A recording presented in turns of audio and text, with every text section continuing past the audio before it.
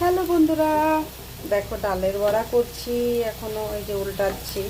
মাঝখানের গুলো হয়ে গেছে প্রায়, আর সাইডের গুলো একটু কাঁচা কাঁচা রয়েছে।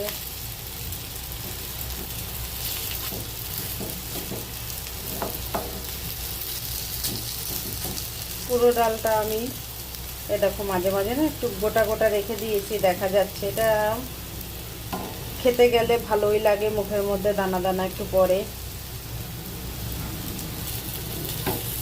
কে কে ভালোবাসো ডালের বড়া খেতে খেতে?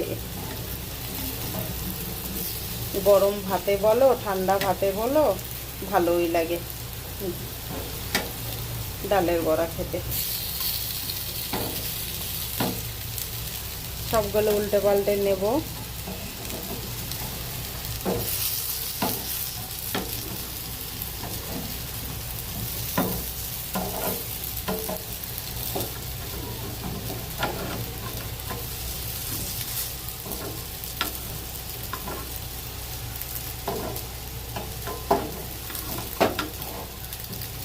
হয়ে গেল সবগুলো আমার উল্টানো।